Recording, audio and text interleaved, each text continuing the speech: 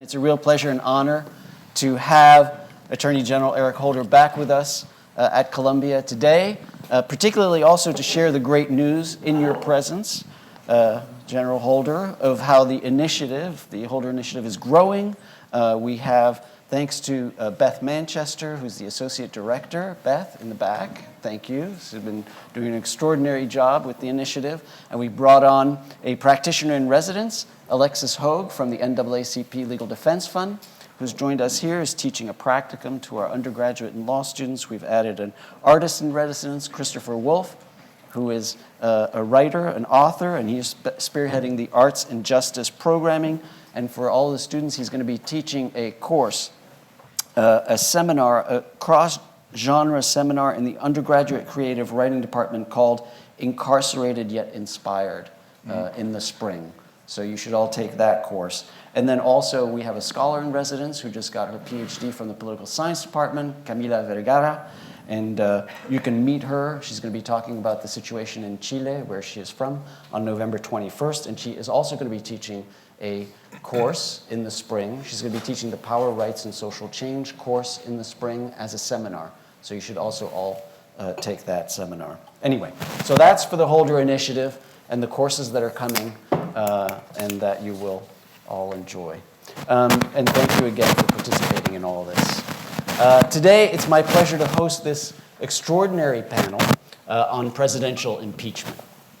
Now, I've spoken with House leadership, and they've assured me that they would set the date for the hearing to begin tomorrow morning so that we could have this panel to enlighten everyone about the beginning of the proceeding and the beginning of the official impeachment process tomorrow. And I was relieved that the timing worked out and that they were willing to push the date to tomorrow. We have 5 extraordinary guests. It's really a panel of a dream team panel to die for, including 2 attorneys general. So let me quickly introduce them, and then we're going to go straight into the conversation, assuming that everyone is pretty much up to speed on the impeachment. I'm not going to give a background to this, since it's really happening in front of us. Of course, our first speaker, and I'm going to go in order of appearance of the speakers, is Attorney General Eric Holder, your own Columbia undergraduate, Columbia Law School graduate, the 82nd Attorney General of the United States, 3rd longest serving Attorney General of the United States, and we're really delighted to have you back. Good to be here.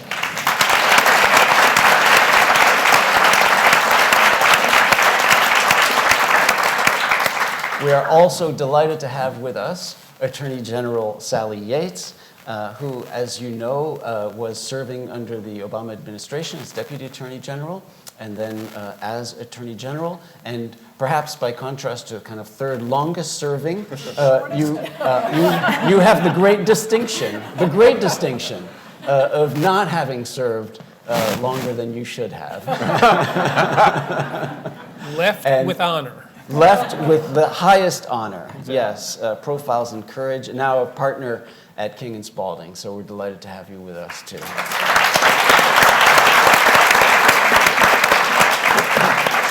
Our next speaker is Professor Bruce Ackerman, who you all have read, whose work you all have read, We the People for sure. He is the Sterling Professor of Law and Political Science at Yale University, and he's the most distinguished constitutional law and political theorist thinker in the country. He's got a new book called Revolutionary Constitutions, which I have read, and we were debating and discussing, and which I'm hoping to bring into the conversation as well. So it's wonderful to have you with us, Bruce. Thanks for coming.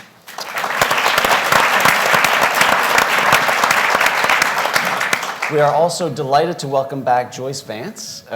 We were fortunate to have Joyce with us at another panel that we had, which was also very stimulating. Joyce Vance is a distinguished professor of practice at the University of Alabama Law School, and she was the U.S. Attorney for the Northern District of Alabama, serving for while Eric Holder was Attorney General. So we're delighted to have you with us as well.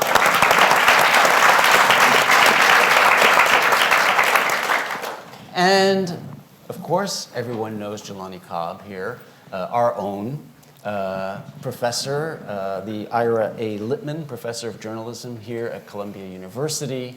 And of course, you know him not only because many of you have probably studied with him, but also because he writes the most interesting articles in the New Yorker and has written and has covered the impeachment and will, I think, probably continue to. Yeah, so likewise. Thank you, Jelani, for joining us.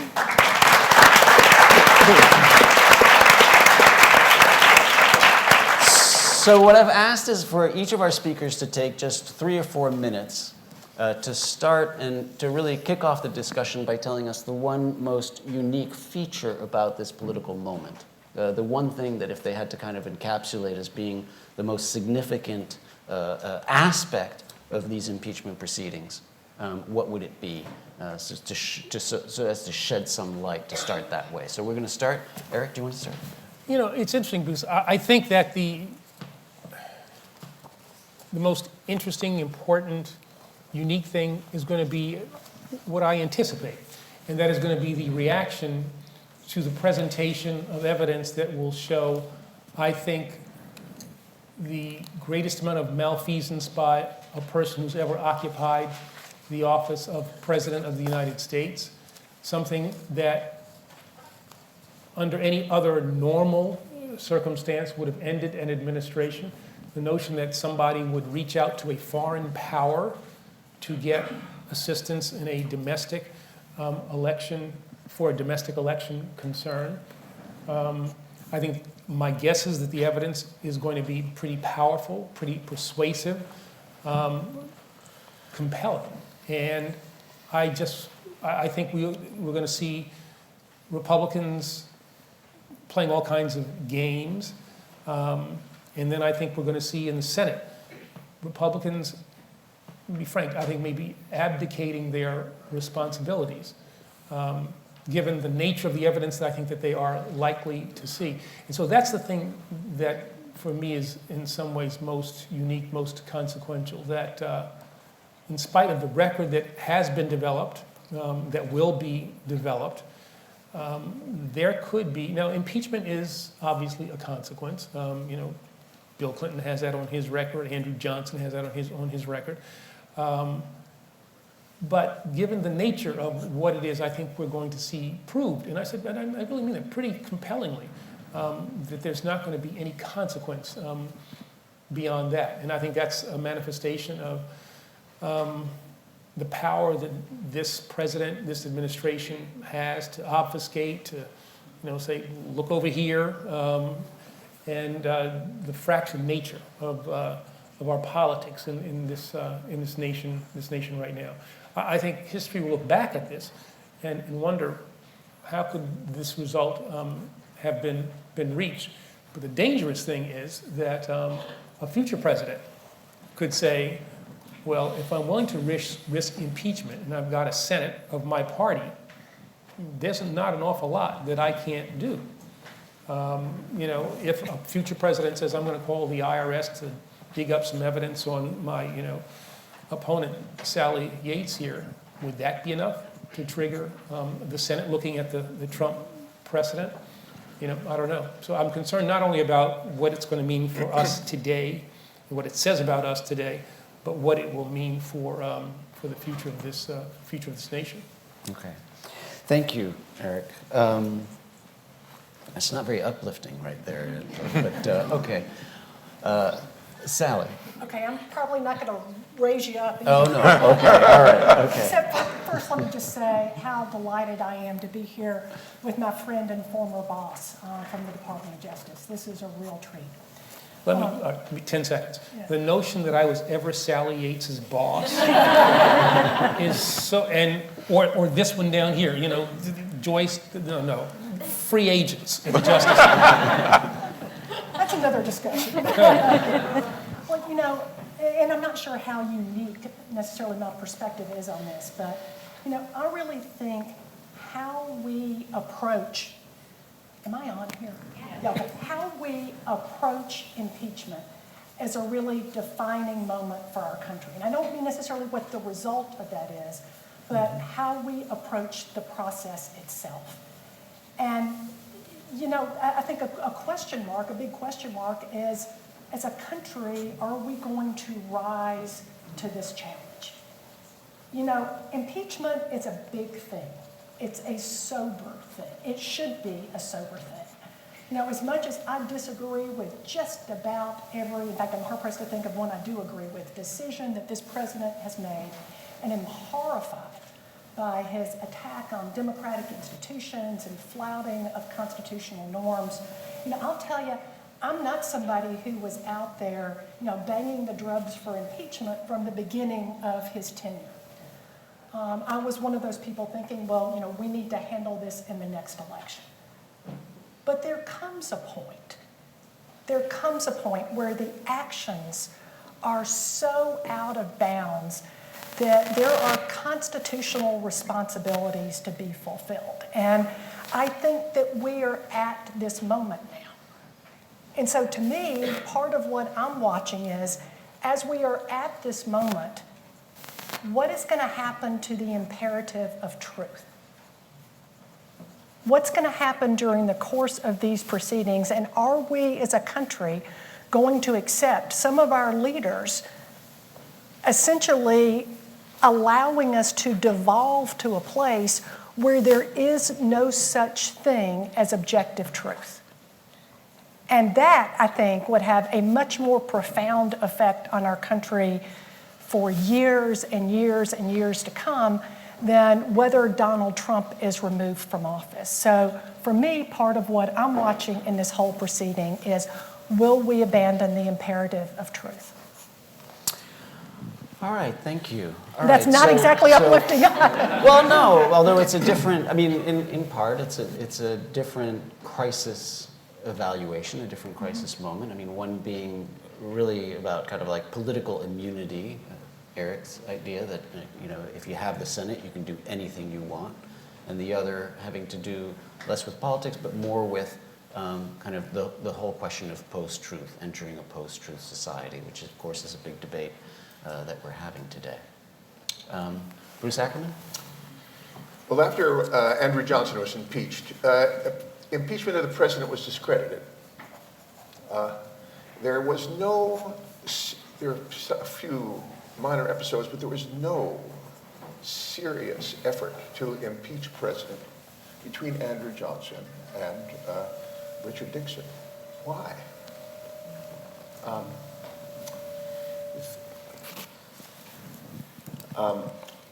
How did impeachment become normalized?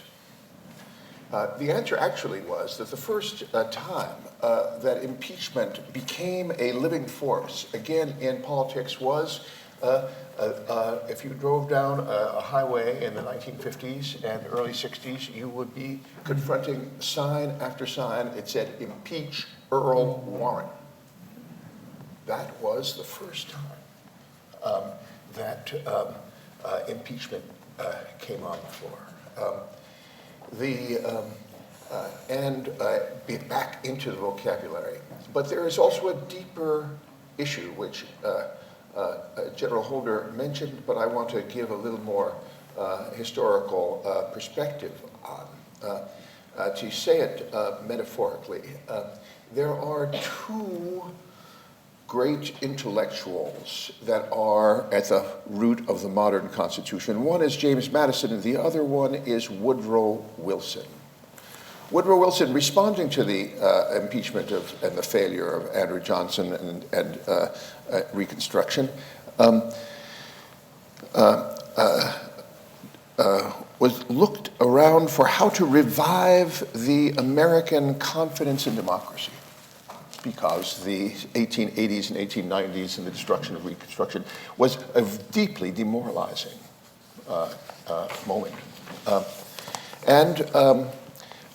In a great book of 1905, he, looking at Teddy Roosevelt, said, "Aha, the President of the United States has a mandate. The way we're going to revive confidence in democracy is that the president had a mandate. Now, the founders didn't have that idea at all. Indeed, between Jefferson and Woodrow Wilson when he became president, no president ever gave the State of the Union to Congress in person. This was understood to be inappropriate for a president. That's why Abraham Lincoln gave the Gettysburg Address in Gettysburg.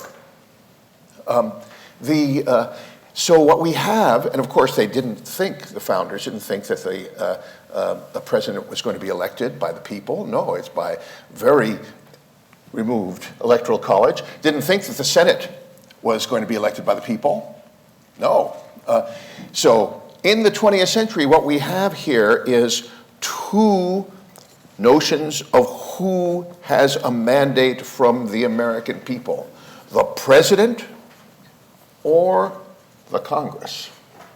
And then the problem is not only about the Senate, you see, and rather, now that we've domesticated the language of impeachment, we are going to create a precedent, whatever happens here, for the next president. And, when Congress is in control of one party and the president is in control of the other party, there's going to be a deep temptation to charge the president with betraying the American people because we, Congress, have a mandate. No, I have a mandate. And we know, you see, it isn't only Richard Nixon. We have Monica Lewinsky, right?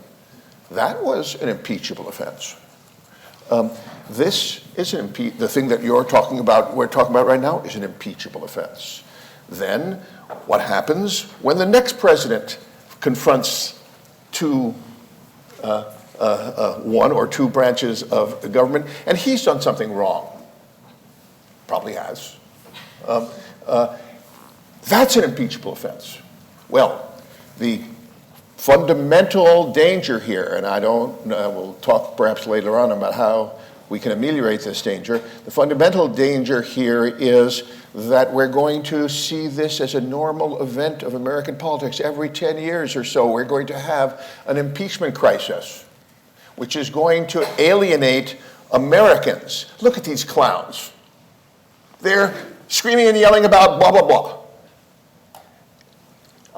My basic, how to ameliorate this, I think it's a deep mistake if the House goes forward with only this Ukraine bill of impeachment. Insofar as this is a distinctive presidential abuse, it's because we can enumerate 10 or 12 blatant and systematic violations of the Constitution. I'm not going to enumerate them. And then if we have 12, we can then present to the American people in the Senate trial something that this is really distinct from merely a hearsay, one or another malpractice. So my hope is that that the House greatly broadens its bill of impeachment to include the fact that the president is alleged, I'm not going to have bribed someone with whom he's having an affair and this was a violation, if it's true, of the campaign finance laws. We have the exclusion of people from majority Muslim countries. This is a violation of the Establishment Clause, et cetera, and so forth, and enumerate all of them so as to say, no, this isn't just like Monica Lewinsky. You see. Well, that's enough for now. All right, thank you. So denormalizing, in a sense, denormalizing something that has become too normal at a small scale in recent times. Okay, we'll come back to that idea. Joyce, Vance. So it's unfair to have to follow that level of wisdom. And I think what I'll do is go the entirely opposite end of the spectrum and focus on a very narrow process point about the impeachment hearing that we'll see tomorrow. And maybe speculate, although my crystal ball hasn't been very good the last couple of years, about whether this might be a process of some significance. There is a change in how this hearing will operate tomorrow compared to how past hearings have operated. And this change will permit the House Intelligence Committee to open, not with this process that we've become so familiar with, of 5 minutes of soundbite-worthy questions that bounce back and forth between Republicans and Democrats. Look, we'll get to that tomorrow as the day goes on. But we'll start with 45 minutes allocated to each side, Republicans and Democrats, to establish a narrative through questioning of the witness, first with Ambassador Taylor, who speaks perhaps very directly to this notion that there was a bribe or extortion being sought from the Ukrainians. And the question is whether that opportunity to establish a narrative before this breaks out into a political free-for-all might make a difference. So much of what Sally talks about makes sense here, this notion of the imperative of truth, because we have a president who is extraordinarily good at writing bumper stickers, right? The master of the forward phrase that's suddenly upon the lips of half of the country. And he's managed to avoid the truth by coming up with crafty slogans. Read the transcript. If you actually read the summary of the call, which is not a transcript, I think you see pretty clearly an effort to extort or bribe the Ukrainians. But somehow, read the transcript has become the president's response in some ways to all things impeachment. So that's the first thing that we'll see tomorrow. Whether or not the lawyer, and the lawyer handling questioning for the Democrats is rumored to be an alum of the Southern District of New York's U.S. Attorney's Office, Daniel Goldman, a very skilled questioner, someone who's had experience with organized crime and these sorts of cases that involve building conspiracies that are up to no good. So that, I think, is maybe the first little glimmer of hope that we've heard about what we might see. Whether or not that can break through is an entirely different question. And we know that impeachment is not a legal process, right? This is not a criminal trial. The rules of criminal procedure won't apply strictly. No one is going to jail at the end of this proceeding. This is about whether or not the president gets to keep his job. But there is still a notion of truth here. And I think the point that you make is exactly the right one. We have become so numb to this president's conduct over time. You know, you hear this analogy of frogs who are placed in a cold pot of water that's slowly brought to a boil. And by the time they're about to boil to death, it's just happened so gradually, they haven't realized it. So yes, you know, many of us are old enough to remember Monica Lewinsky. And some of us, I'm sure not Attorney General Holder, are old enough to remember when Richard Nixon was impeached, because I know you're not that old, boss.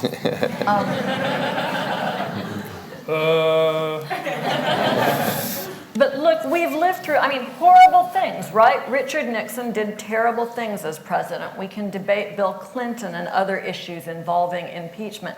But we now have a president who allegedly used his office to extort a foreign country over the issue of badly needed security aid that was perhaps essential to their bargaining position with Russia as they went forward in this horrible conflict that's claimed 13,000 lives in Ukraine in the last 5,000 years. And the president was willing to extort them to try to gain an advantage in his political campaign, to use foreign influence to interfere in a domestic election. And it wasn't the first time, right? We know that he set on this course of conduct within days of Bob Mueller delivering his report. So there was no longer this argument that the president was politically naive and didn't realize that this was a crime. So this comes down to this moment. I think we begin a new phase in impeachment tomorrow. And the question ultimately is whether the public cares. And that's, I think, a very frightening thought because much of the country is not engaged any longer. And so Democrats tomorrow have this job of seeing whether they can re-engage people all over the country on these issues. Thank you, Joyce. And thanks also for kind of focusing us on some of the specifics of the way that the day is going to unfold and and the differences there. Jelani? So I guess in keeping with the early theme, for the remaining embers of hope, I'm going to crush out like a cigarette butt on the floor. So I think that I sit in two interesting positions in that I'm a historian and I'm also a journalist. So I think about things historically and I also think about things in the contemporary context. And I think I'll talk historically for a moment to see how that highlights what's happening in the contemporary context, which is, I think it's Federalist number 5, where Madison has that great phrase, the rest of the Federalist paper is complete garbage to read, but he gets to this point where he hits his stride in the middle of it, where he's talking about how to construct a government that will actually remain democratic. And he says, it's the proposition, he said, if men were angels, there would be no need for government. And if men were to be governed by angels, there would be no need for restrictions upon government.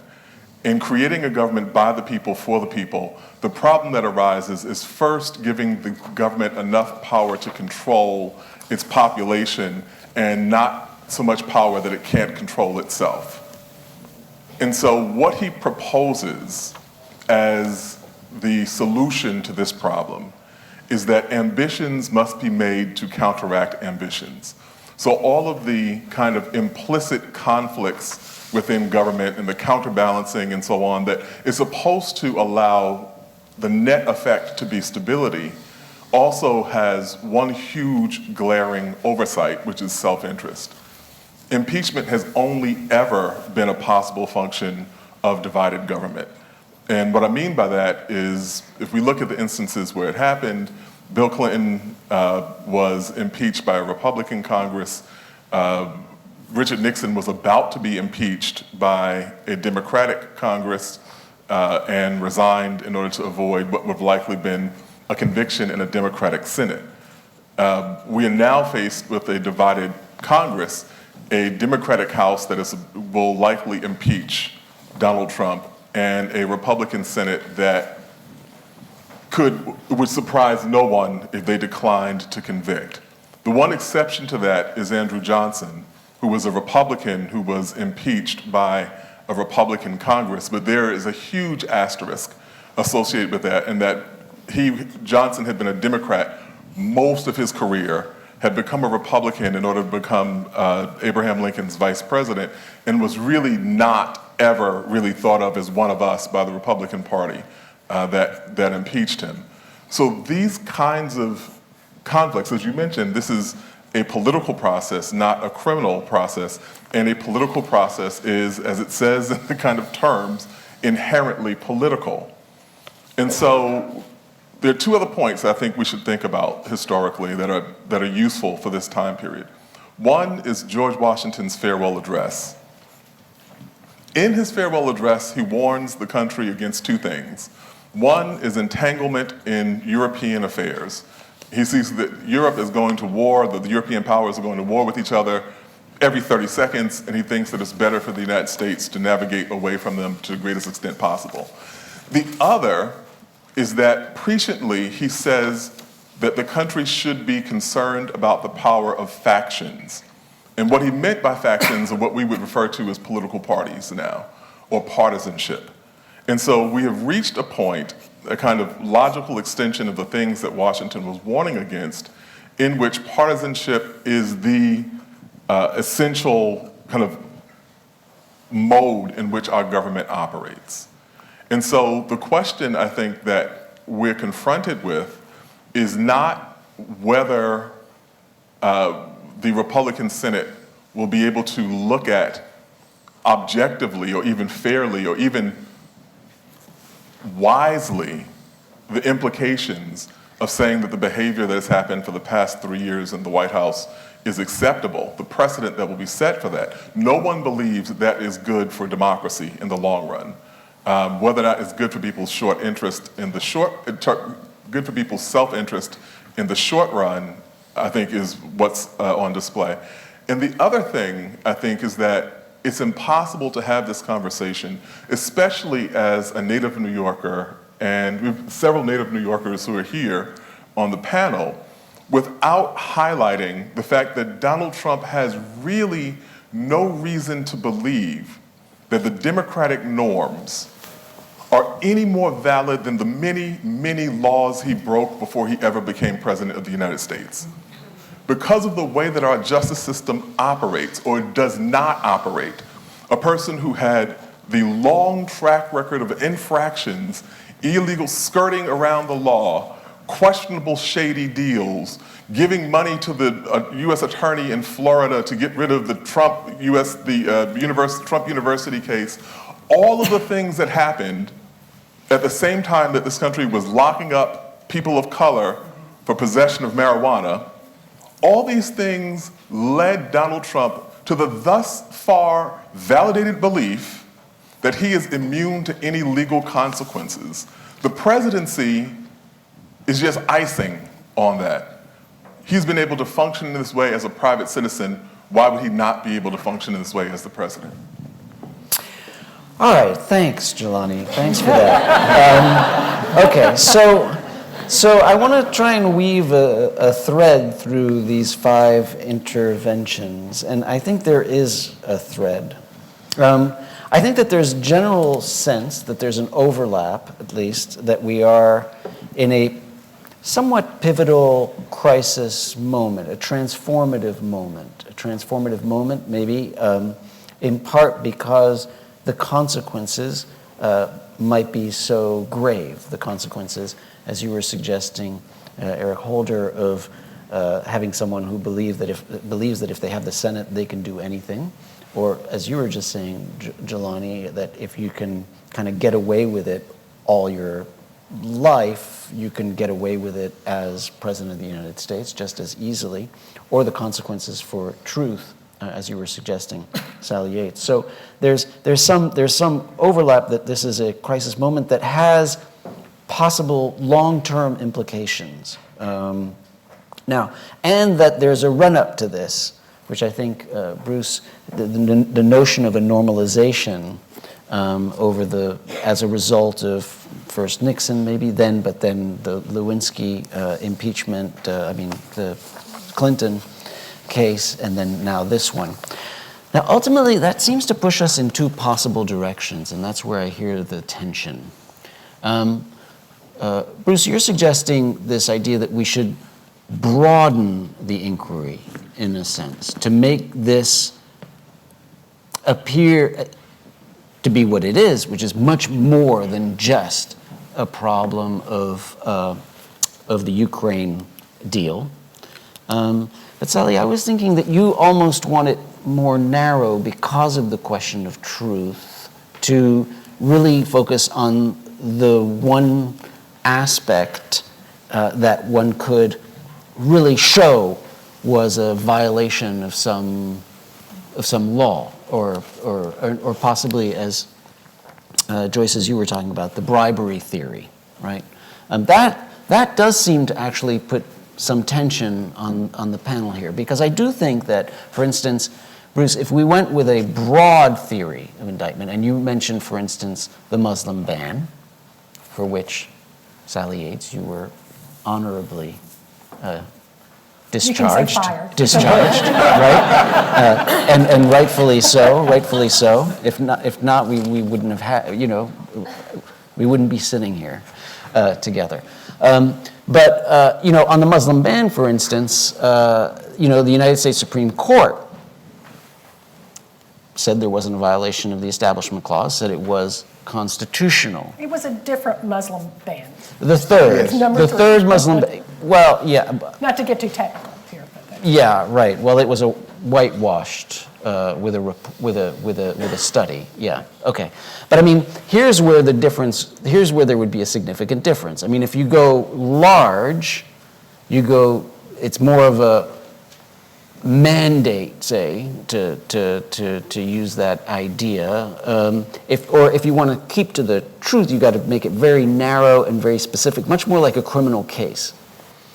And so I'm feeling that in some sense there's a difference here between a kind of a more political approach, a political transformative approach to try and change the normalization, versus a more criminal indictment, kind of a criminal trial approach, which is somehow closer to keeping us to the true facts and a true indictment and a true crime.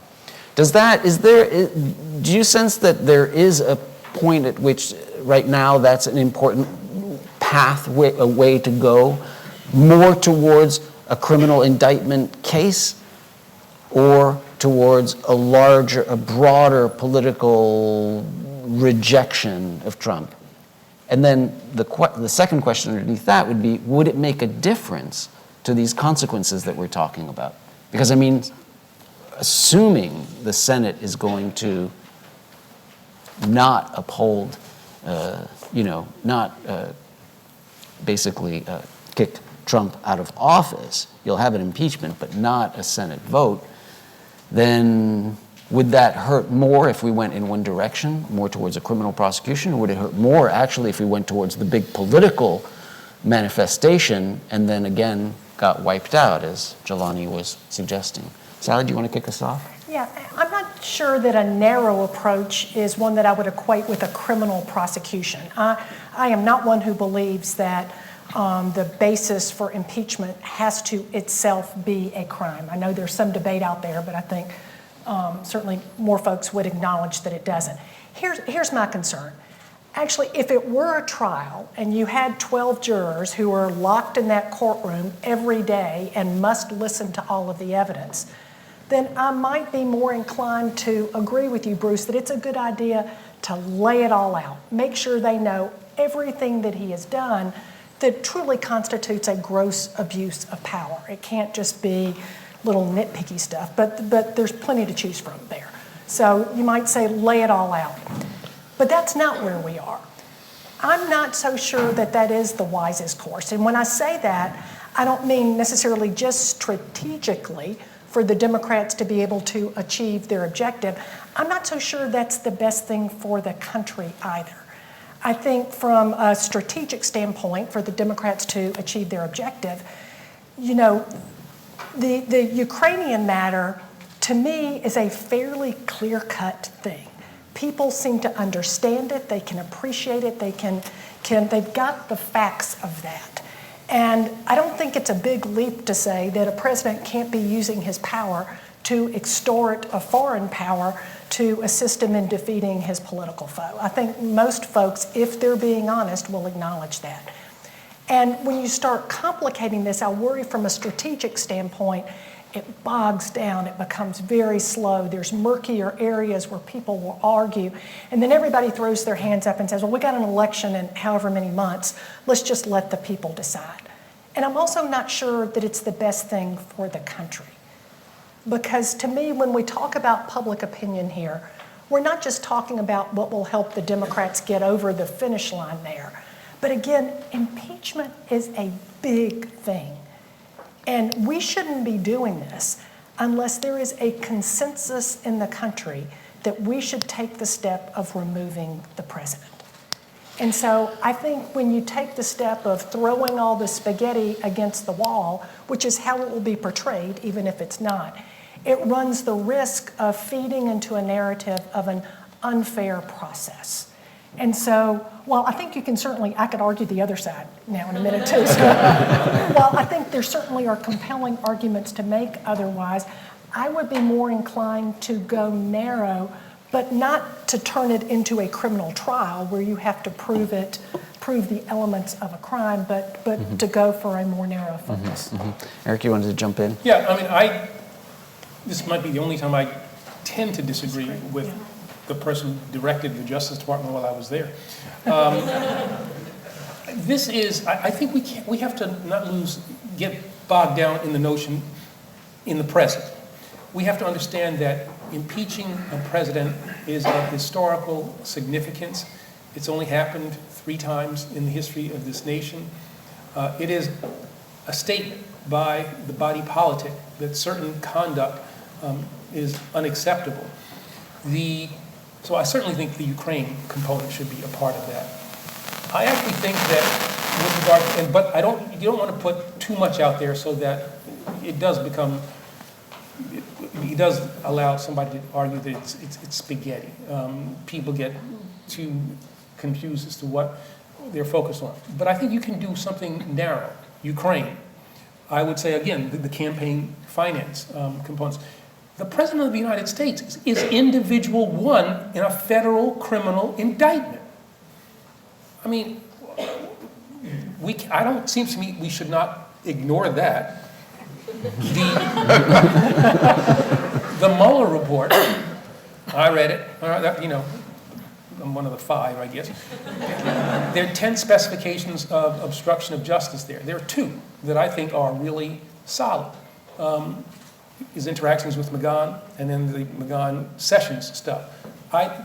If you do Ukraine, those 2 obstruction counts, and the campaign finance stuff, I think that tells history. That not only do we say that what happened with regard to Ukraine is inappropriate, involving yourself in campaign finance matters in the way that you did is inappropriate, and also the way in which you conducted yourself in office vis-a-vis other members of the executive branch, Jim Comey, and what you were trying to do there with regard to an ongoing investigation, which is what Nixon, was ultimately was going to be charged with. That, it seems to me, is a relatively compact, tight case that speaks to not the total breadth of what this president has done, but enough of what he has done so that history can look back and say that, at least in the House, a determination was made that this stuff was inappropriate.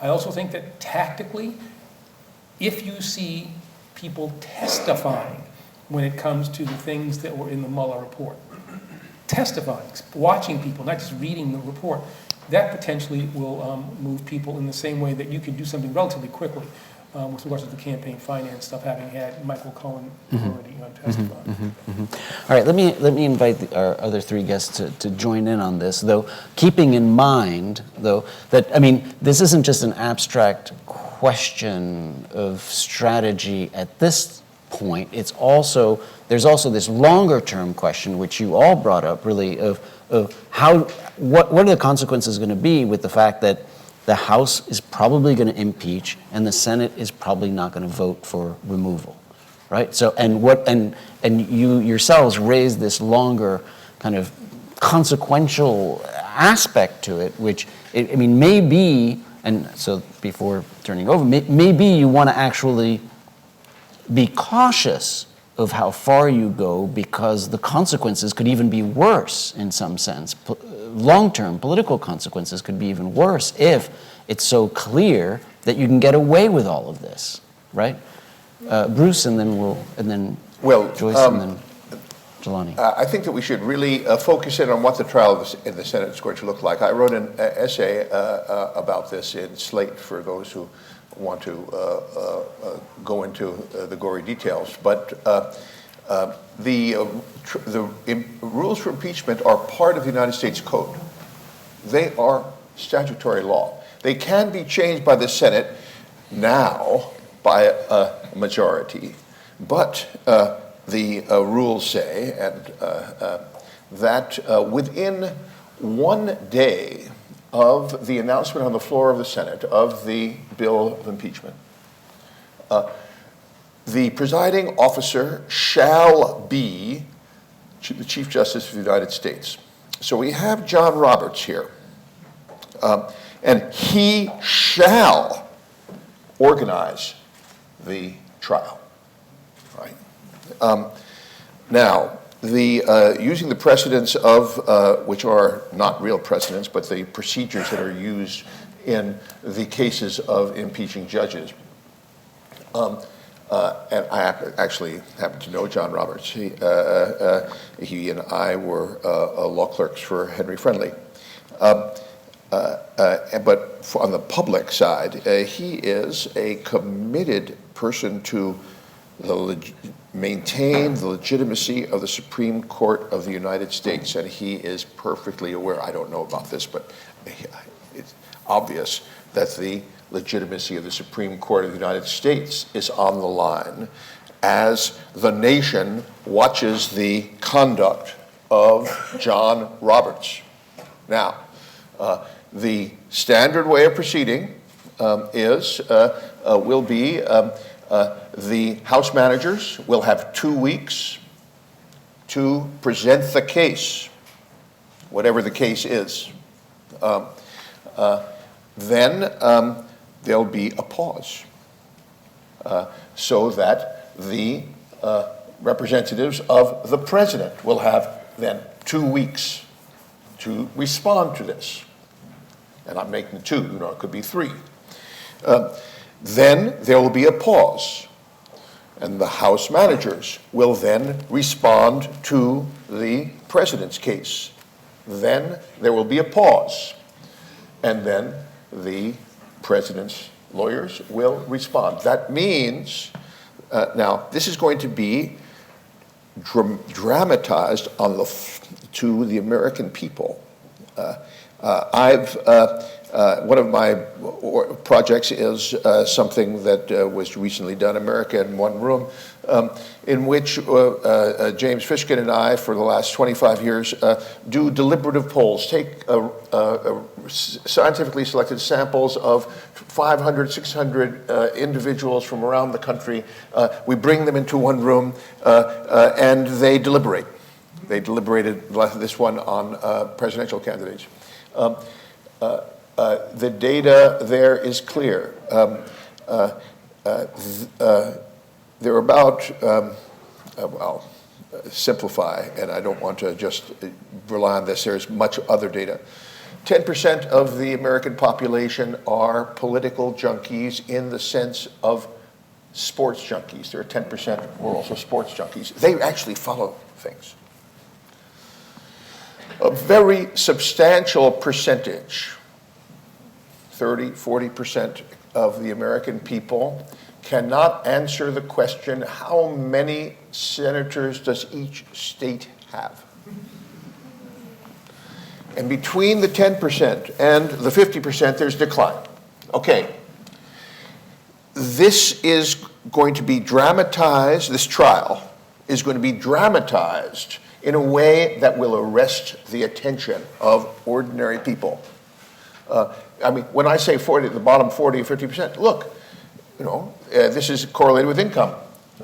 If you're making $25,000 a year and you're trying to get your 2 kids to have decent clothes to go to school, you're not watching the he said, she said issues around the Ukrainian thing. So the basic point is that Roberts will conduct a serious thing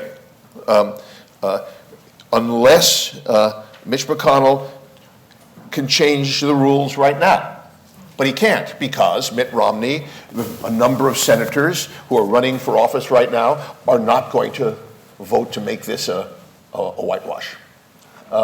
So it's going to last a long time. We cannot say in the way that was it is not at all clear to me what will be the verdict of this large percentage of the American public, which after they actually watch this, and then they tell each other what they think at breakfast and things like that,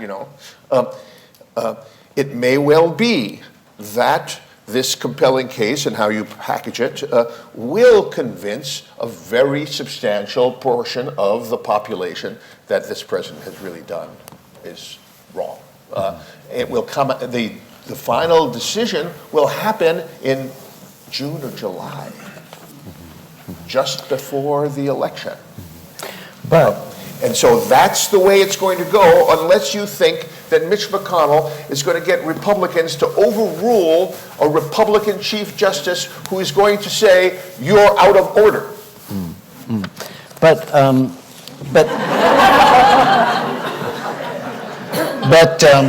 But even if it does, I mean, I suppose the point, I suppose Eric's original point was, and Jelani as well, was that, you're not going to get 2/3 of the Senate. You're unlikely to get 2/3 of this. That's the question.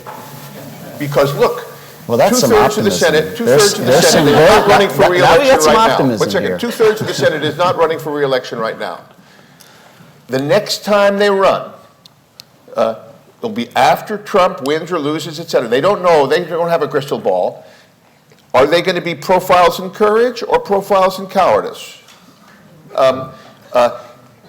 People are they're going to have to account for their vote in 2022, 2024.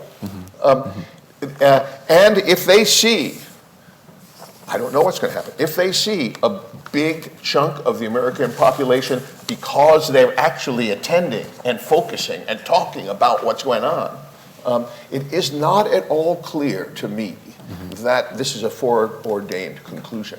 Okay. Can I just say, Susan Collins didn't muster the will to vote against Brett Kavanaugh Yes. for much lower stakes than what we're talking about right now. I think that also we're talking about 19 Republicans having to effectively defect to vote to impeach a president who has a personality cult with their electorate. I think that we have to be very clear about the implications of this. And the other thing, I think that about the process, I get that this is not going to be, there's a set of people who are going to watch this very attentively. The bigger portion of the public will not. And kind of jokingly on Twitter, a couple of years ago, I tweeted a question. I said there are 9 members of the Supreme Court. There are 9 original members of Wu-Tang.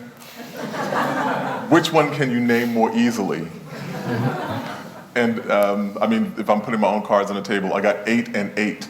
So I was as familiar with Wu-Tang Clan as I was with the Supreme Court. But generally speaking, what has happened is that the president has been able to weaponize that ignorance to his benefit. So there are people talking about this, people who were otherwise sober-minded individuals, talking about this as an attempted coup, even though everything that has happened thus far is prescribed in the Constitution. The stunt that was pulled the other day where 30-something Republicans in the House marched into a room which half of them already had access to demand that they get information that they already could have. Pure theater, and it went over with their base, by the way, done directly in correspondence with Trump's orders. I think we have to be clear about what the landscape of this is. And the last thing that I'll say on this is what's happening now and what will likely happen in the Senate is the logical culmination of lots of other things that have happened leading up to it. Meaning, we've seen all sorts of norms violated. We typically think of our system as the oldest constitutional republic in the world, and that our political behavior is prescribed by the Constitution, but a great swath of what happens in American democracy is purely based upon what the people will tolerate. And so, should the Republican Senate decide to acquit Donald Trump, they will simply be codifying what happened when the public saw the Access Hollywood tape and swallowed that. What happened when the public saw those 24 women credibly accuse him of sexual assault and reconcile themselves to that? What happened when he made fun of a reporter with a disability and reconciled themselves to that? America's sense of itself as this impregnable democracy is its greatest vulnerability. The fact that we believe that democracy, for the people who have not studied African American history, People believe that this country has been a democracy since 1789, that it is formidable, that it will always continue in this way, and that its norms and whatever kind of democratic progress it made cannot be reversed. Most black people in this country don't have the luxury of believing that. But what we're seeing is that being tested in real time in the public.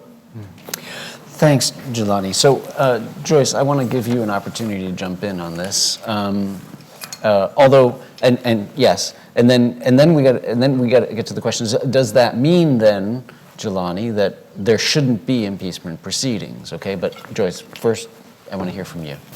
So I would just say this. I live in a very different part of the country from the rest of the panel, except for Sally, where Donald Trump is extraordinarily popular and gets cheered at football games, right? I live in a part of the country where the team also loses. Everything Trump touches dies, even though but it's very interesting in this sense. I don't have your faith that Republican senators may look at the evidence and be compelled by the facts.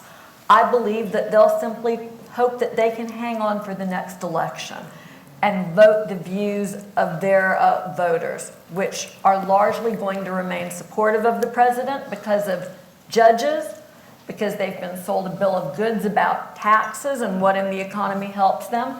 And if we're going to be honest, because it's the last gasp for white power in parts of the country where people are deeply concerned about demographic changes and power shifts, although it seems to be an ugly little secret that no one wants to talk about openly. But that is frankly what gives this presidency vitality. And so I think a lot about this conversation about whether or not articles of impeachment should be broad or narrow. I think that there's a lot of public reporting that says that that's been a wild source of debate for members of the House of Representatives, for the Democrats. Do we talk about everything? If we don't talk about everything, does it mean that stuff that we don't include somehow becomes okay? Or should we be smart prosecutors who know that if you keep it simple and have a very limited narrative that a jury can understand, you're most likely to convict? I don't have really a firm answer, although my sense is that something about like what Eric is talking about, where you do some but not all of it, makes sense. But there is one thing that has to be on the table, and that is this incredible contempt of Congress that this president has displayed. You know, that was also part of what would have been the Nixon articles of impeachment, this notion of contempt of Congress. Here it's far worse. We have a president who has said, under no circumstances are people in my administration to comply with subpoenas. You can't have witnesses. You can't have documents. We have career diplomats who've testified, as Ambassador Taylor did, that they made contemporaneous notes, and the White House won't permit Congress to look at those. If contempt of Congress isn't something that's on the table for people to learn about and fully think about, then I think we do a huge disservice to the future of this country. Mm-hmm. Thank you, Joyce. So, Bruce, you raised your hand. I'm going to let you. Just in one just point. in a second. Just 2018 election. Okay. You know, the Republicans lost. The Republican senators are scared. It isn't as if they think that they're just. Of course, there are some that they're sure, but that isn't the case, especially in 2022 and 2024. If you just do the numbers, which I won't, there are a lot of vulnerable Republicans in 2022 and 2024. So the idea that people, you know, your story is just, oh, this little event. We won in 2018. A mobilized movement, broad, won. And that's much more optimistic than in Europe, where there is no mobilized, organized, progressive movement. So I don't think this is too defeatist. You might be right, of course. That isn't saying, but I think that we're being too defeatist. Okay. So back to you, Jelani. I don't want to sound like I'm defeatist. What I am is a November 9th, 2016 realist. Yeah, and but so what about 18? What I mean by that, is this. I'm sure like the 2018, you know, we saw what happened in 2018. We were lots of people who, you know, won races and, you know, places where people generally did not expect the Democrats would win places, all the seats that were flipped and so on. That leaves out the other part of this equation, which is that a great deal of this is going to also involve how much voter suppression can happen ahead of the next election. How many of these places are gerrymandered in such ways that Republicans retain control? So it's not simply a matter of believing that the natural electoral consequences would go against them if they supported Donald Trump.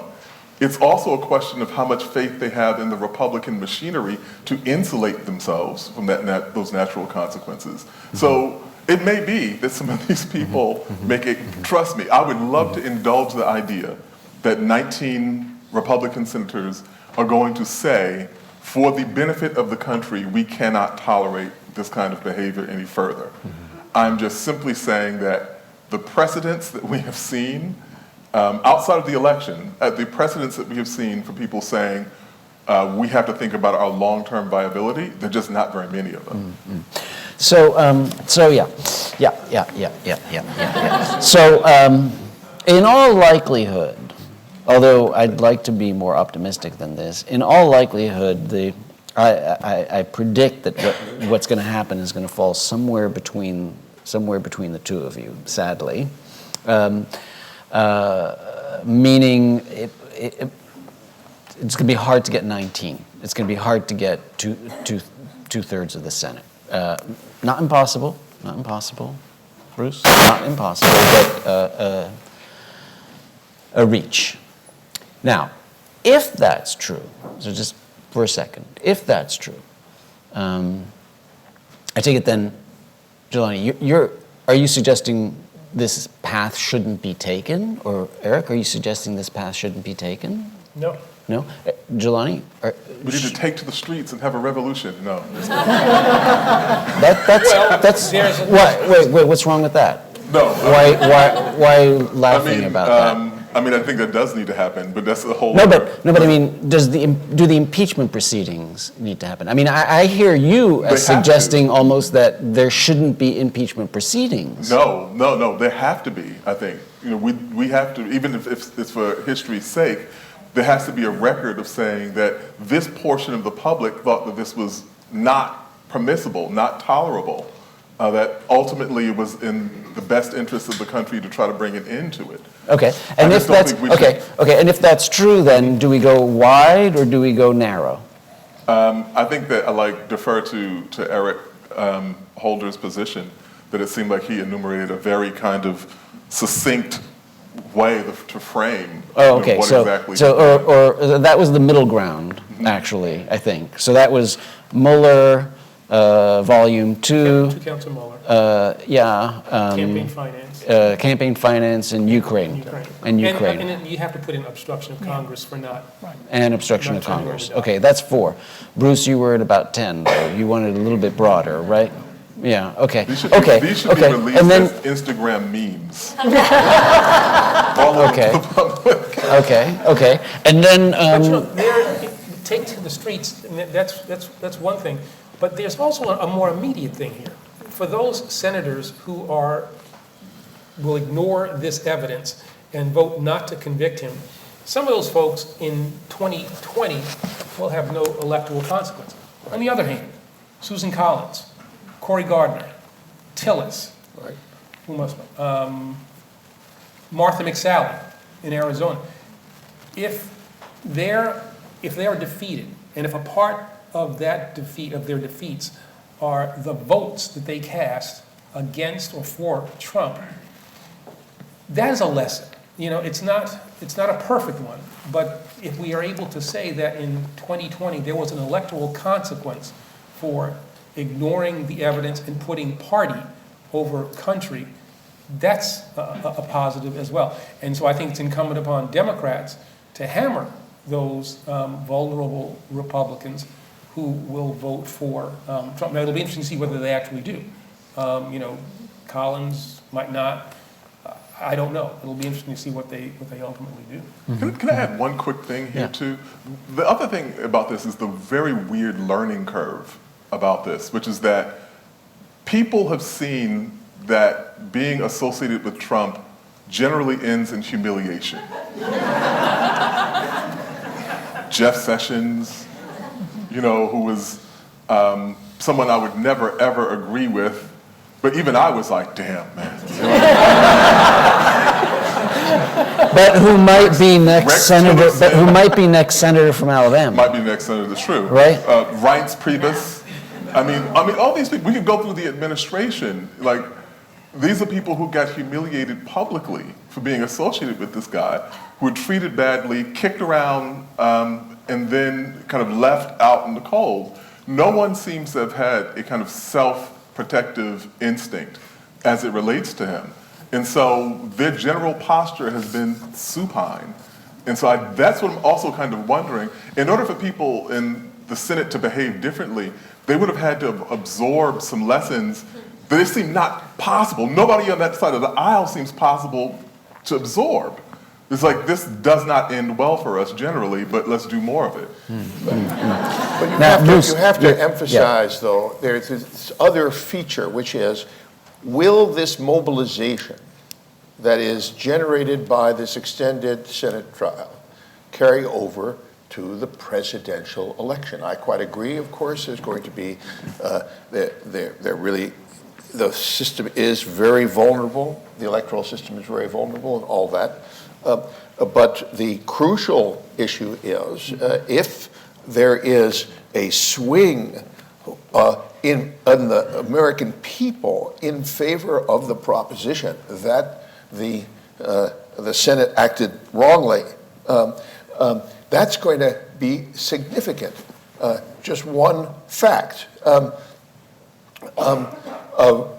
professional male white college graduates who are Republican still support the president 75%.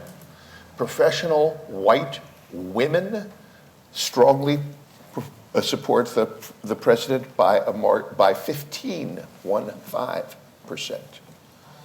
This is a swing group of voters. So we cannot just assume that, well, of course, the humiliation point is important on the top level. It's really the American people who have to make this fundamental decision, and a lot of people are only now tuning in. Mm-hmm, mm-hmm. And in part, I take it that is the calculus. That is the calculus, and that's why Nancy Pelosi and the leadership in the House has moved forward. Really, that it is going to be something that will educate in the process and mobilize, educate and mobilize. Right. Okay. So what I'd like to do, and I'm taking liberties with time simply because this is a really important conversation, and I think it's more important to have this conversation than to eat snacks, which we get to do next. So I'm just going to, we'll condense our eating of snacks and whatnot, okay? What I'd like to do is I'd like to ask Joyce to give us a little bit of a preview of what's going to happen tomorrow and in the next few days, okay? And then I'd like to come back with all of our speakers for just kind of like a closing thought before we open it up to the audience for questions. Okay, so Joyce, you want to tell us what are we to expect in the next few days here? Joyce will be on MSNBC. We start there, so you can.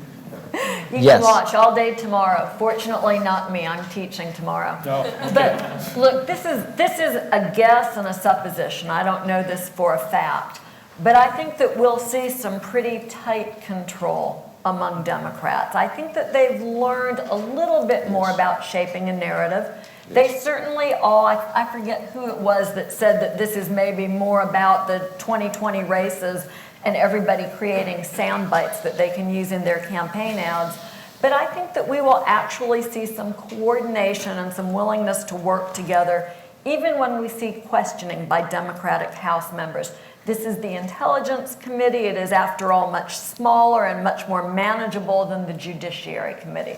So I think that we'll see some focused goals, right? This effort to tell people a narrative. And the real wild card tomorrow will be how will the Republicans, led by Devin Nunes, who has never really been sort of a paragon of respectability and responsibility in his conduct of House affairs, although I'm a fan of his cow, right? Those of you who are on Twitter. That slipped out. You know, it's a big question, right? He too will have his 45 minutes of questioning that will be conducted by a Republican House staff lawyer. But then we get to this sort of part of the melee that I think Eric and Sally have experienced in testimony up on the Hill, and that I had sort of a brief flirtation with this summer when I testified regarding the Mueller report. And you realize that the Republicans weren't really in it to talk about substance. I know that's a shock to all of us. But the question is whether this sort of flagrant display and abuse of the process that I think is what we'll see tomorrow, will that sort of inflame passions in the American people, right?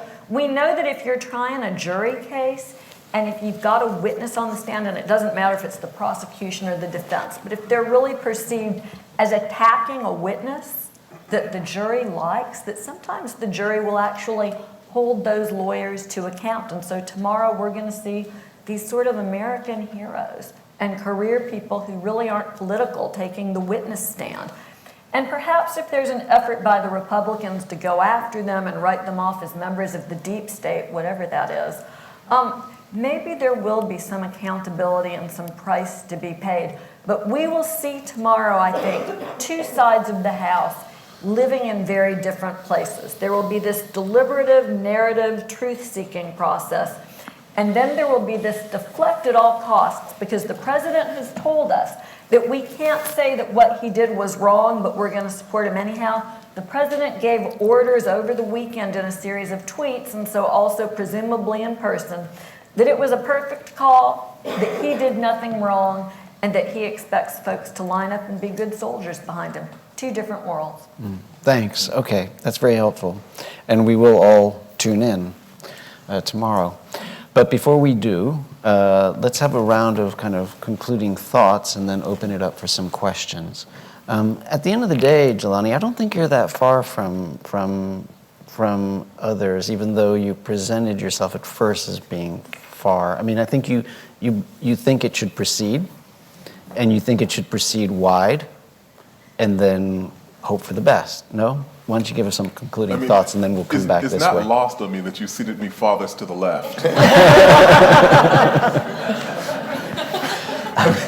don't think that that was necessarily far. I think I'm frustrated in a way that lots of people are, and also fearful. But yeah, I think that, and also I think that this will be interesting in terms of the way that Nancy Pelosi strategically positions this entire affair. She said previously that she did not want to see Trump impeached. She wanted to see him imprisoned.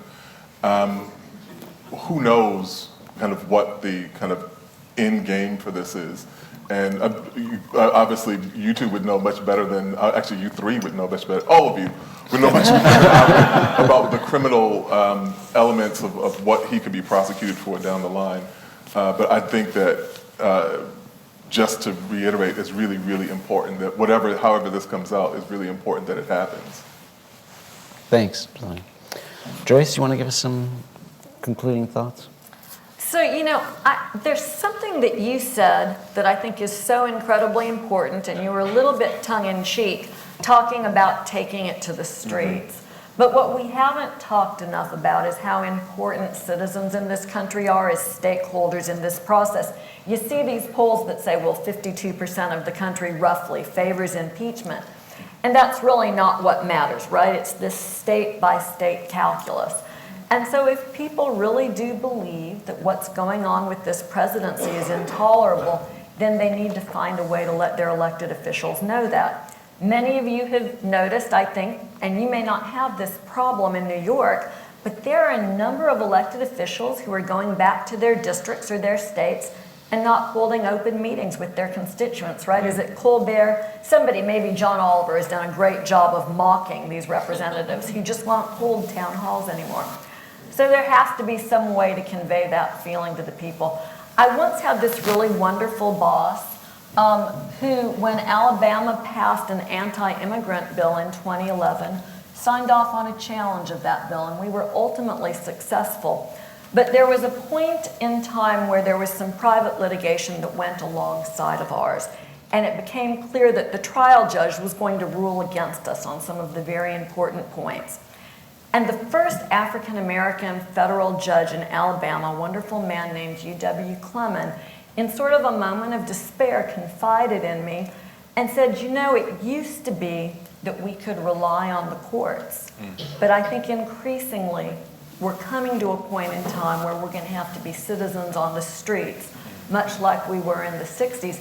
It was a really sobering moment for me because he's someone who I respect a lot, and this notion that we couldn't rely on the courts was very foreign in 2011 and 2012.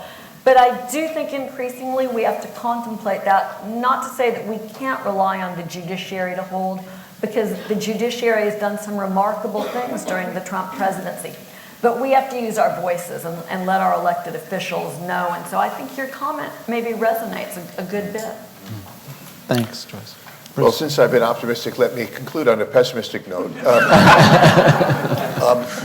There's no question in my mind that if President Trump wins re-election, that is the crucial thing, not the impeachment. This will be a constitutional moment of the most fundamental kind in the history of the United States. He will assert a mandate from the people. The now very much more conservative court will understand and will no longer resist, as they did to some degree in the first term. Congress, if he sweeps in Congress, which is possible in 2020, we will have really a very serious possibility of autocracy in America, period. And going into the streets is then a very different story. It's more like what's happening in Brazil, rather than what our the civil rights movement won. One has to remember that they won. The Goldwater lost in 1964. In your heart, you know he's right. I wonder what they meant by that. Trump is saying, in your heart, Goldwater was right. And you know it, but Trump is legitimating what the 64 election delegitimated.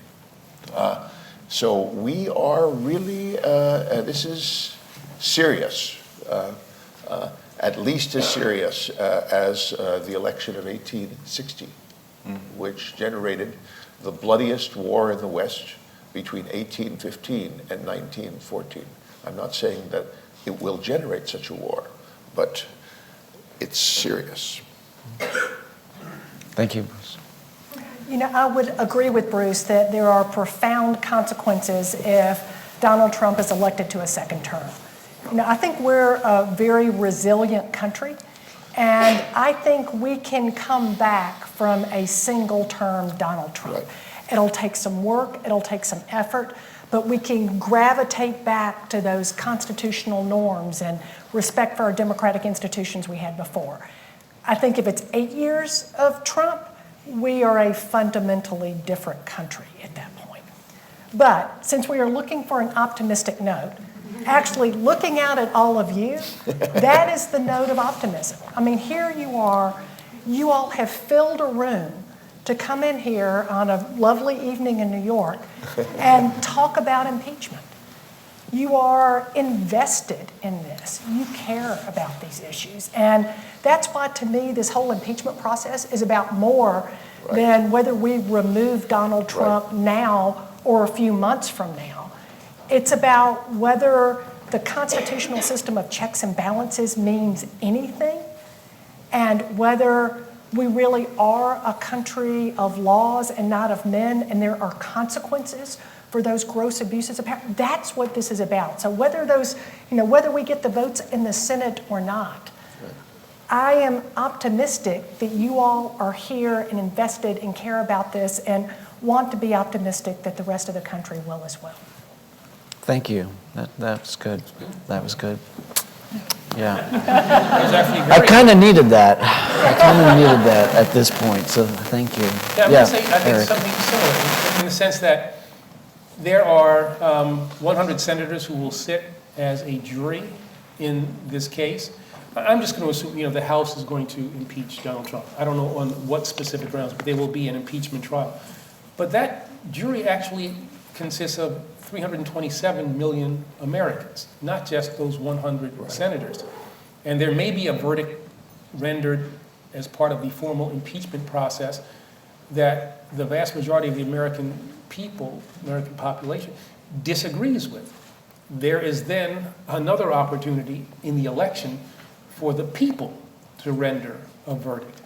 And that's why I don't think that this is a time to simply allow ourselves, I know it's hard, we have been hit with so much, and so much would seem absurd, and administration ending in the past has been accepted. This is where that has to stop. This is really where that has to stop.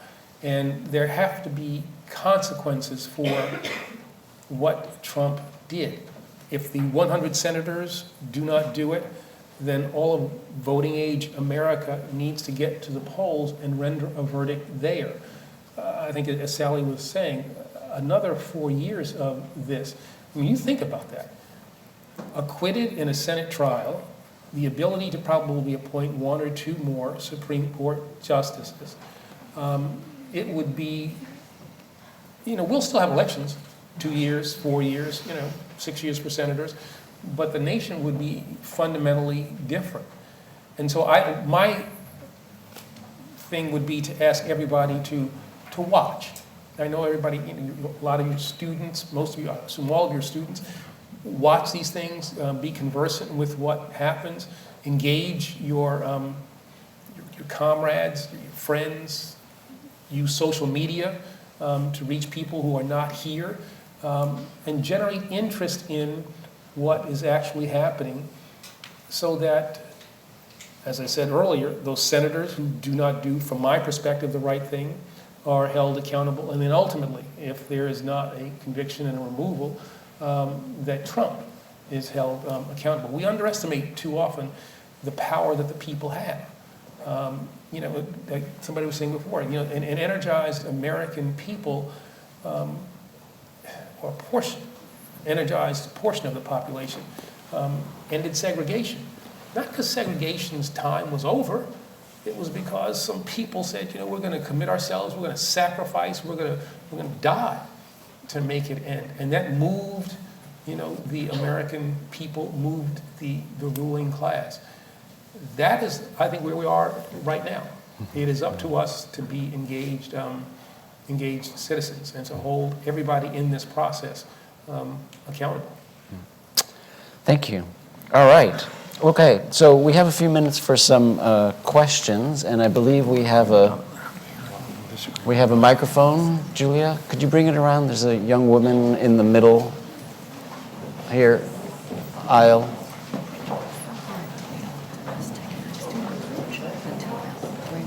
Yes. Hello. Go ahead. It works. Right. I'm a native New Yorker and double lion as well, CC16, CLS 2022. All right. And so as a future lawyer attempting to figure out what kind of advocate I'd like to be, I was most struck by Mr. Cobb's opening remarks that Trump's presidency is merely the icing on the story of a corrupt New Yorker working the system to his advantage and also to the disadvantage of others. And so if we extend that metaphor, the impeachment inquiry, and even if we remove Trump from office, is really just scraping the icing off of this crumbling, perhaps even corrupt cupcake that is the American justice system. And looking around, I see a lot of my fellow law classmates here, and you touched on your closing remarks, what we can do as citizens, and I'm wondering what we can do as future agents within this American justice legal system to better fight corruption, not only in the highest elected office, but among private corporations, among private citizens, to make sure that we don't have a person who had a lot of infractions become our president again. Excellent. All right, Sally, do you want to start answering that one? No, No, you first. she was giving me orders again. No, Brian Stevenson, a hero, I'm sure, of many people, has said that, in America, it's better to be rich and guilty than poor and innocent. And, I think there's a lot that needs to be done in our criminal justice system, but ensuring that those who are not people of means have the ability to have competent counsel, not just someone who comes in and meets them and pleads them guilty. And, in the federal system, it's actually a pretty good federal defender system. What you see on the state side, though, is the meet 'em and plead 'em, as they call it, where just the revolving door there. That's not the fix-it, but it is a core constitutional right to be able to have counsel to represent you and to plead your case. I think we also, though, more fundamentally as a country, have to step back and to be willing to invest on the front end rather than just, I think Eric's words were not to warehouse and forget, as we do now. And that's everything from education and economic opportunities and prevention programs and providing people the tools they need when they come out of prison. It's a much more systemic thing that right now, folks can convince citizens to pay more in taxes to build more prisons. They have a hard time getting folks, or at least there's not the political will to do what we need to be doing on the front end. And that's where I think that will comes from the people when we are looking for a system that will be more fundamentally fair and make us all safer as well.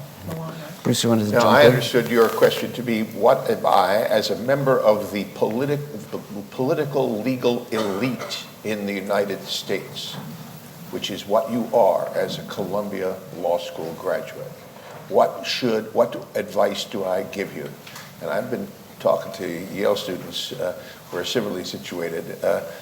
My advice to them is go find a progressive mayor outside the East Coast and the West Coast and work with him or her and find out what, because you're young.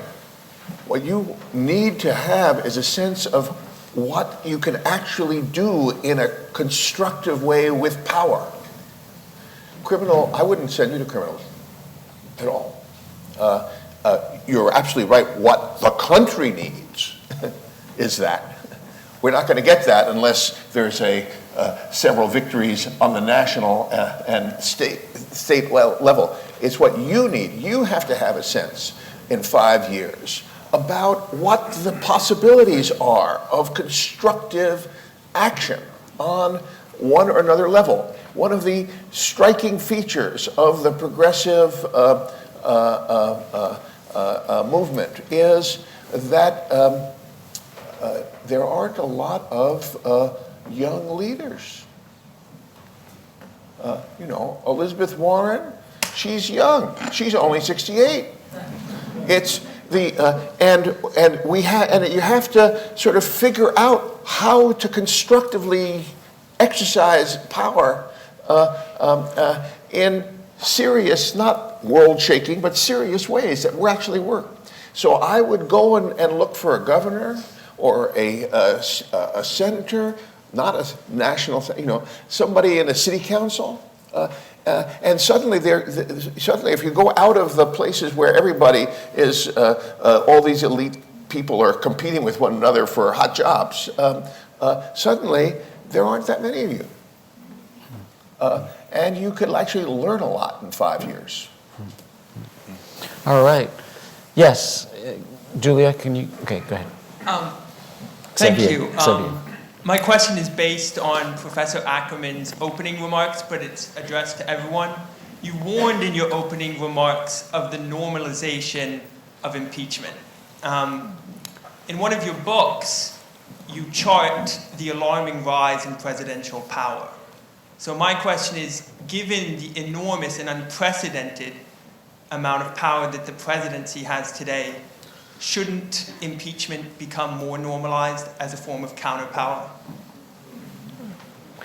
You get a right of response. Me? Yes. I will. I had the feature of being President Clinton's first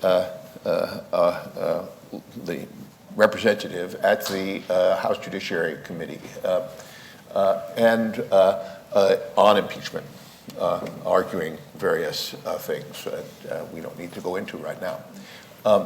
And so I had occasion to observe the president in action on this and other occasions. Now, Bill Clinton had an enormous capacity. I still stand in awe of it, to keep 140 balls in the air at the same time and know what, actually know what's going on and all these things. I mean, I have no such ability. During the Monica Lewinsky thing, he was focused on Monica Lewinsky, on the trial, for perfectly understandable reasons. He handed over the government to a very strong group of people, right? It is a bad thing for I agree with you very much, as you know, you mentioned a book of mine, that we need to reconstruct the executive branch in ways that will restrain this kind of presidential centralism. But it is not a good thing for the country to have a president diverted from government because he's interested in whether he's going to get convicted or acquitted. One of my great anxieties, and of course, the difference between Bill Clinton or George Bush or whoever and this presidency has no government. He only is governing out of the White House. He has no government. And one of my great concerns here is the risk of a foreign war. Yes. The fact is that he's already done this once last week or whatever, a couple of weeks ago, by leading the charge against an ISIS leader. But he can easily lose control of threats and counter threats in Iran, for example, in a desperate effort to deflect. So while we absolutely do need, if we have a president, one of his or her first things is to really consider how we can control executive abuse. I don't believe that impeachment is a constructive form of it. Can I add one good. thing? Yes, go ahead, Just Jelani. really quickly. I think you really, really hit the nail on the head in terms of what is the underlying fear of all of this, because diplomatic historians have a kind of professional habit of pointing out how tragic, huge, catastrophic failures could have been avoided. Right. And these are almost always people of great character, great intelligence, who misread one signal. Or if you kind of think of Neville Chamberlain now, people think of in this light. In his time, people thought of him as this sage, this consummate statesman kind of figure. That international affairs is complicated for smart, sober-minded people. As a matter of fact, that's all I'm going to say. Okay, let's take one last question. I had seen one here on the side here, Julia. I wanted to agree with this. First, thank you very much for this wonderful panel. Thank you. And then First, thank you very much for this wonderful panel. And then I wanted to put this observation in front of you all. I think it's very, very important, this impeachment process for the international world as large, because all the countries look at America as this bastion of democracy, or so we want to be defined. And the fact that something like this is a testimonial of how the law should work in a country has a profound effect on all over the world. So this I would like. And then I wanted to agree with Mr. Ackerman, because my greatest fear is the Third World War. And it takes very little to launch it in this context. Thank you. Okay. Do you want to address Third World War? Closing words. Words of wisdom about international context and the Third World War. Working out that way. Okay. That we're going to go to a Third World War. But as I think we've all said, there are consequences to Definitely. to this process, however it plays out. And we've got to be engaged. We've got to be focused on this. And those of you who are distressingly young, from my perspective, have to understand that age is not a bar to effectiveness or a bar to the responsibility that you have. I mean, the founding fathers of this nation were unbelievably young, except for Benjamin Franklin. The other ones were unbelievably young. Took on the mightiest empire in the world and founded this nation. Same thing, civil rights movement, young people.